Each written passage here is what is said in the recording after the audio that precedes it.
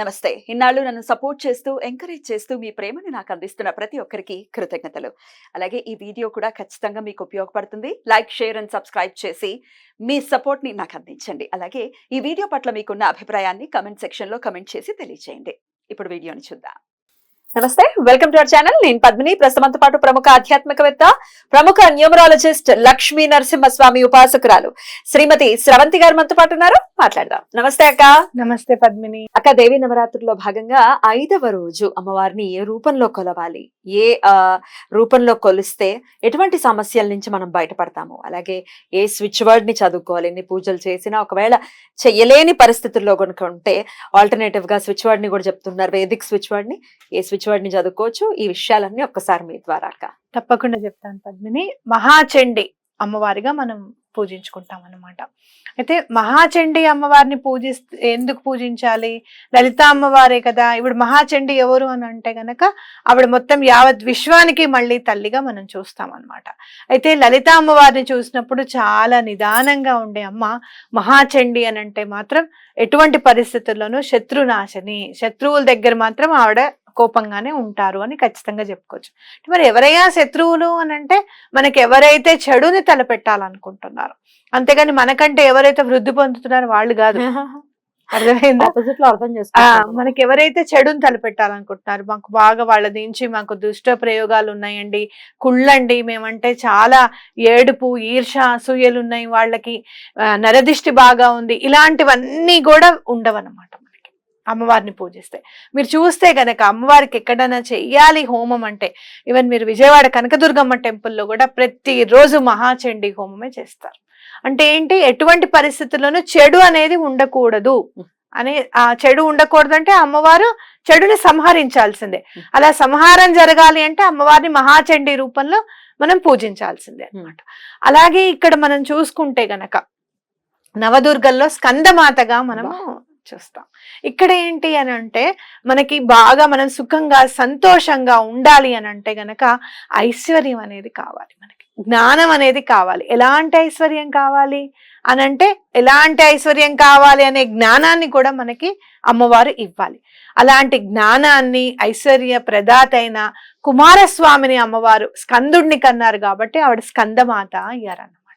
అంటే కుమారస్వామికి వచ్చిన జ్ఞానం కానివ్వు, ఆ అమ్మవారి నుంచే వచ్చింది. తండ్రికే ప్రణవాన్ని ఆయన ఉపదేశించారు కదా, ప్రబోధించారు కదా.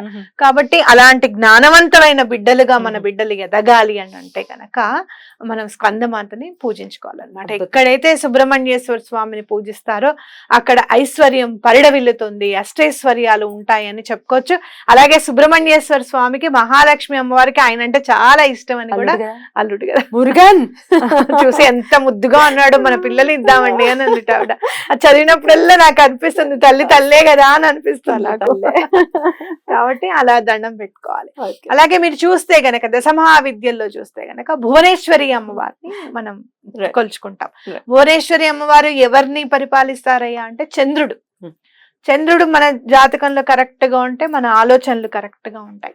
మీరు చూస్తే గనక స్పిరిచువల్ నాలెడ్జ్, ఆధ్యాత్మికంగా మన జ్ఞానాన్ని ఎక్కువగా మనం సముపార్జించుకోవాలి అంటే గనక చంద్రుడు కరెక్ట్ గా ఉండాలి. అందరం అనుకుంటాం కేతు ఉండాలి, కేతు ఉంటే ఆధ్యాత్మికంగా మనం ముందుకెళ్ళిపోతాం. చంద్రుడు ఉంటే గనక బలంగా ఆధ్యాత్మికంగా ఎక్కువగా ఆలోచనలు ఉంటాయి అన్నమాట. అరే అలా చేయకూడదు కదా, అలా చేస్తే వాళ్ళు బాధపడతారు కదా, వాళ్ళు బాధ పెట్టినా పర్వాలేదు, మనం వాళ్ళని బాధ పెట్టకుండా ఉంటే చాలు. ఇలాంటివి అలవడాలి అని అంటే గనక చంద్రుడు కరెక్ట్ గా ఉండాలి, నిలకడగా ఉండాలి. ఫస్ట్ ఆఫ్ ఆల్ బ్రెయిన్ మనది నిలకడ, అటు ఇటు తిరిగిపోతున్నాం, వేవరింగ్ ఉందంటే ఎట్లా ఉండాలి. ఇంకొకటి, ఇవాళ నువ్వు ఉపాసన చేసిన తర్వాత ఒక 10 రోజులు చేసిన తర్వాత కళ్ళు మూసుకున్నావు, నీకు అమ్మవారి స్వరూపం కనపడుతోంది.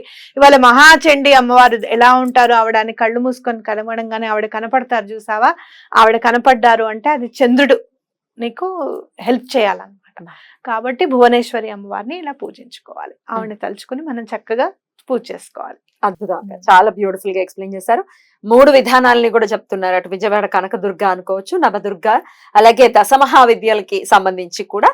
ఎలా అంటే దశమహావిద్యలకు సంబంధించి మనం అంతంత ఆరాధనలు చేయకపోయినా దండం పెట్టుకోవడంలో తప్పే ఉంది. దశమహావిద్యల్లో అమ్మవారిని తలుచుకుంటే చాలు పని అయిపోతుంది. జస్ట్ మీరు తలుచుకోండి చాలు పని అయిపోతుంది. అద్భుతం. అసలు ఎంత ఫాస్ట్ అంటే అమ్మవారు అంత ఫాస్ట్ అన్నమాట. ఎక్కడ కూడా అమ్మవారి కోసం అయ్యవారు వెయిట్ చేస్తూ ఉంటారట. మీరు చూస్తే బగళా అమ్మవారిని చూసుకుంటే గనక మనం బగళాముఖి అమ్మవారిని గురించి చెప్పుకున్నప్పుడు తప్పకుండా నేను చెప్తాను. తప్పకుండా. ఇక ఈ ప్రత్యేకంగా ఈ 5వ రోజు అమ్మవారికి ఏ రంగు వస్త్రాన్ని మనం సమర్పించాలి, అలాగే నైవేద్యం కూడా ఒకసారి చెప్పండి. అమ్మవారికి కట్టు పొంగలి, అట్లాగే బంగారం రంగు చీర ఏదైనా కానీ అమ్మవారికి సమర్పించుకోవడము, అలాగే కట్టు పొంగలి చేసుకోవడం. కట్టు పొంగలి ఎలా చేస్తారు అని అంటే మిరియాలు జీలకర్ర వేసి చేసుకుంటాం, హాట్ పొంగల్. అలాగే మీరు పువ్వులు చూసుకుంటే గనక అమ్మవారికి ఎల్లో కలర్ ఫ్లవర్స్ పసుపు రంగు అయినా ఇవ్వచ్చు. లేదు మీకు ఇంకా అమ్మవారి మహాచండి కదా అంటే ఎరుపు రంగు కూడా అమ్మవారికి సమర్పించవచ్చు. ఏమైనా నెగటివ్ ఎనర్జీస్ బాగా ఉన్నాయి అంటే గనక ఎరుపు రంగు పువ్వులు సమర్పించండి అమ్మవారికి. అద్భుతం అక్క, చాలా చాలా బ్యూటిఫుల్ గా ఎక్స్ప్లెయిన్ చేశారు. అయితే అటు సుబ్రహ్మణ్యేశ్వర స్వామి ఆరాధన విషయంలో కానీ, స్కందమాతగా చూసుకుంటే, అట్లాగే చంద్రుడు ఆధీనంలో ఉండాలి అంటే భువనేశ్వరి దేవి అనుగ్రహాన్ని ఖచ్చితంగా మనం ఎంతో కొంత సముపార్జించుకోవాల్సి ఉంటుంది. కాబట్టి ఖచ్చితంగా ఈ అమ్మవారి ఆరాధన చేసుకోవాలి. మరి ఈ పూజలు చేస్తున్నా చేయలేకపోయినా స్విచ్ వర్డ్ రూపంలో తత్ఫలితం, పూజ చేసిన ఫలితం మనకి రావాలి అంటే ఏ స్విచ్ వర్డ్ తో అమ్మవారికి దగ్గర అవ్వాలక్క? ప్రణవ రూపిణి, హ్రీంకార రూపిణి, సచిదానంద రూపిణి, మణిద్వీప వాసిని, నిత్యం నమామ్యహం. బా, ఎంత బాగుందో. ఓకే, దీని అర్థం ఏదైనా చెప్తారా? ప్రణవ రూపిణి అంటే ఓంకారం, మనకి ప్రణవ నాదంగా మొదట వచ్చిన నాదంగా మనం గమనిస్తాం కాబట్టి తెలుసు, అదే మనకి తెలుసు కదా. ఆ రూపం అమ్మవారిది. అంటే హ్రీం అనే మనకి అక్షరం ఉంది కదా, బీజాక్షరం ఉంది, ఆ రూపం కూడా అమ్మవారిది అని చెప్పి. అలాగే మణిద్వీప వాసిని, అమ్మవారు మణిద్వీపంలో ఉంటారు. సచ్చిదానంద రూపిణి అంటే మీకు ఆనందమా లేకపోతే కోపమా ఏమి అసలు ఏందనేది మనకు తెలియదు అనమాట. ఆ సచ్చిదానంద రూపిణి ఎప్పుడు కూడా అమ్మవారి దీపం జ్యోతి మీరు చూస్తే గనక అలా వెలుగు ఉంటుంది, నవ్వు ఉంటుంది, అన్నీ ఉంటాయి. ఆ రూపంట అమ్మవారిది సచ్చిదానంద రూపిణి. అలాగే మణిద్వీప వాసినికి ఎప్పుడు కూడా నిత్యం నా నమస్సులు తెలియజేస్తున్నాను, అమ్మవారికి నమస్కారం పెడుతున్నాను అని అర్థం అనమాట. ప్రణవ రూపిణి, హ్రీంకార రూపిణి, సచ్చిదానంద రూపిణి, మణిద్వీప వాసిని, నిత్యం నమామ్యహం. చాలా చాలా బాగుంది. ఇది ఇంకా పూజ చేసుకోనియకపోనియండి ఎవరైనా చదువుకోవచ్చు కదా? ఎవరైనా చదువుకోవచ్చు. ఎన్నిసార్లు చదవమంటారు? 108 సార్లు చదవమని చెప్తాను. 108 సార్లు చక్కగా చదువుకోండి.